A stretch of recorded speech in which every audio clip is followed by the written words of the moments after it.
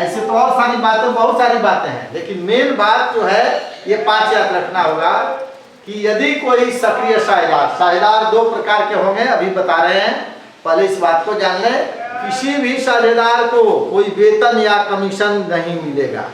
कोई साझेदार extra work कर रहा है, कह रहा है कि भाई हम एक्स्ट्रा काम किए हमको वेतन दीजिए, हम एक्स्ट्रा काम किए हमको कमीशन दीजिए, तो याद रखेंगे किसी भी साझेदार को वेतन और कमीशन नहीं दिया जाएगा। किसी भी साझेदार को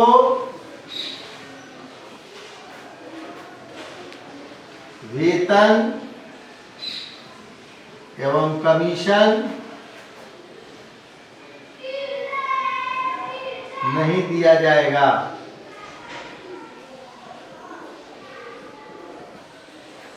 पुनः एक बात, ये 5 पॉइंट से याद कर लीजिए। साझेदारी संलेख के अभाव में साझेदारी अधिनियम 1932 के प्रावधान लागू होते हैं, जिसके अंतर्गत प्रमुख बातें इस प्रकार है। नंबर 1, लाभ हानि का विभाजन सभी साझेदारों में बराबर बराबर किया जाएगा।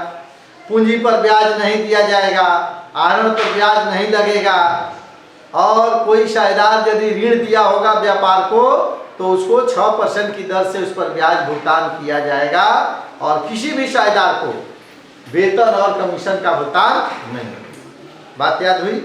5 बात, ये 5 बात एकदम याद कर लीजिए। यदि आपस में समझौता है तब इसकी कोई जरूरत नहीं है, but if there is no agreement in that period, in that situation these 5 points are implemented according to Indian Partnership Act 1932, है ना?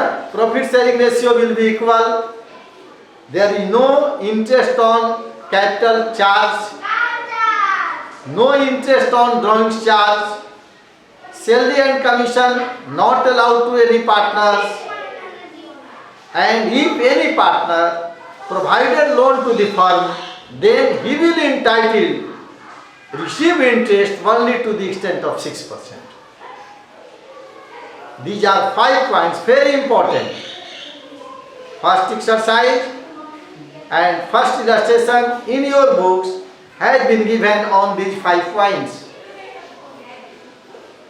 और एक बात और बात याद रख ले, कोई नया साझेदार शामिल होना चाहता है तो सभी साझेदारों की सहमति से ही नए साझेदार को शामिल किया जाए।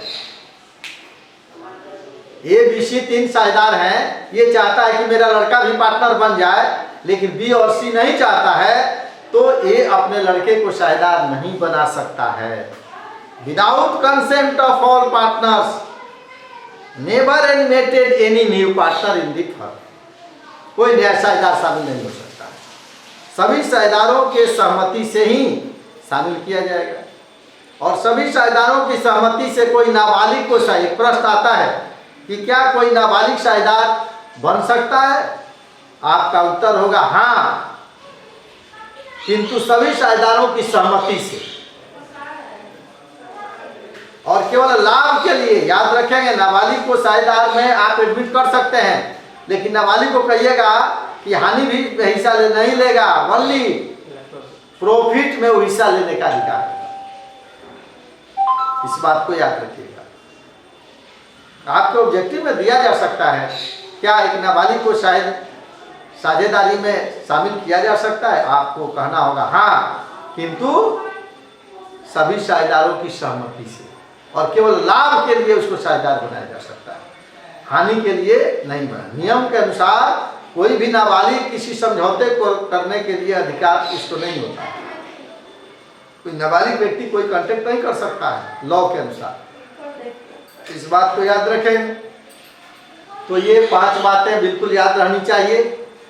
प्रथम एक्सरसाइज आप देखेंगे, आप घर पर बनाएंगे, कोई प्रॉब्लम होगा हमसे पूछिएगा। इलस्ट्रेशन भी आप देखेंगे, इलस्ट्रेशन के अंतर्गत भी दिया हुआ है कि आपको जो है, जैसे प्रथम इलस्ट्रेशन आपको पढ़ करके हम बता दे रहे हैं, आप ध्यान से देखेंगे। पहला है कि मोहन और श्याम एक फर्म में साझेदार हैं। There are 2 partners named Mohan and Sohan in a partnership firm. निम्नलिखित मामलों में साझेदारों के दावों की सत्यता बताएं यदि साझेदारी संलेख में कोई प्रावधान नहीं है। If there is no any provision in partnership deed, in absence of partnership deed, the following situations what implemented, क्या लागू होगा ये बताना है। देखिए जरा, पहला है कि मोहन एक सक्रिय साझेदार है, वह प्रति वर्ष 10,000 रुपया वेतन की मांग करता है। ध्यान देंगे, दो प्रकार के साझेदार होते हैं, एक सक्रिय साझेदार और एक निष्क्रिय साझेदार। इंग्लिश में इसको कहते हैं एक्टिव पार्टनर और स्लीपिंग पार्टनर या inactive partner. Active partners are those partners who take parts in business activity, जो व्यापार के कारोबार में भाग लेते हैं उसको सक्रिय साझेदार कहते हैं। और जो पूंजी केवल लगाता है, लाभ हानि में हिस्सा लेता है, लेकिन व्यापार के कारोबार में भाग नहीं लेता है, उसको स्लीपिंग पार्टनर कहते हैं। दो तरह के साझेदार हुए, सक्रिय साझेदार और निष्क्रिय साझेदार। सक्रिय साझेदार उसको कहते हैं जो व्यापार के कारोबार में भाग लेता है, और निष्क्रिय साझेदार उसको कहते हैं जो व्यापार के कारोबार में भाग नहीं लेता है। तो सक्रिय साझेदार जब बेचारा और अलग से अपना समय देगा, है ना, तो उसके लिए डिमांड करेगा कि हमको अलग से वेतन दीजिए, कमीशन दीजिए। मान लीजिए बी सी 3 साझेदार हैं, ये बेचारा दुकान पर काम कर रहा है, सारा व्यवस्था कर रहा है, बी और सी घर पर बैठे हुए हैं, तो ये तो डिमांड करेगा ना भैया कि आप घर पर बैठे हुए हो, हम अपना समय दे रहे हैं, इसलिए हमको एक्स्ट्रा जो है हमको वेतन चाहिए, वो एक्स्ट्रा कमीशन चाहिए। तो ये यहाँ पर सक्रिय साझेदार हुआ, बी और सी निष्क्रिय साझेदार। तो सक्रिय साझेदार, ये देखिए मोहन एक सक्रिय साझेदार है, वो यानी व्यापार के कारोबार में भाग ले रहा है और वह प्रति वर्ष 10,000 रुपया वेतन की मांग करता है। अभी आपको बताया कि वेतन और कमीशन नहीं मिलेगा, समझौता जब नहीं है तो किसी भी सक्रिय साझेदार को, इसलिए यहाँ पर मोहन की मांग क्या है, गलत है, उसको वेतन की मांग जो है वो क्या है, गलत है, नहीं अलाउ होगा। श्याम ने फर्म को ऋण दिया है, वह ऋण पर 10% की दर से ब्याज की मांग करता है। क्या मैंने बताया है, यदि कोई ऋण देता है पार्टनर तो ब्याज उसको अधिक से अधिक कितना परसेंट मिलता है, 6% की दर से, 6% प्रति वर्ष की दर से उसको ब्याज अलाउ होगा। ये कितना मांग रहा है, 10%, नहीं मिलेगा, इसकी मांग गलत है। लिखना होगा कि ये जो है आपको श्याम की मांग गलत है, उसको केवल 6% की दर से ब्याज का भुगतान होगा। मोहन और श्याम ने पूंजी के रूप में 20,000 और 50,000 रुपया लगा रखे हैं। मोहन चाहता है कि लाभों का विभाजन बराबर हो, ये बराबर हो, तो मांग उसकी सही है। जब आपस में समझौता नहीं है तो लाभ हानि का विभाजन बराबर बराबर ही होता है। इसलिए यहाँ पर ये इसकी जो मांग है, मोहन जो कहता है, ये पूंजी तो बराबर बराबर नहीं है, तो इन लोगों का यहाँ पर छोड़ दीजिए, बराबर बराबर जो है इन लोगों का बंटवारा होगा। श्याम चाहता है कि पूंजी पर 6% वार्षिक की दर से ब्याज क्रेडिट किया जाए। श्याम की मांग जो है गलत है, जब समझौता नहीं है तो पूंजी पर भी ब्याज नहीं दिया जाएगा।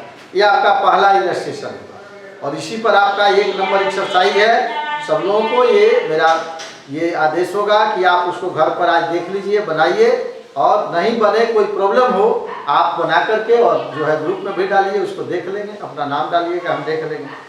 तो ये रहा आपको जो है साझेदारी संलेख के अभाव में कौन कौन सी बातें लागू होती है।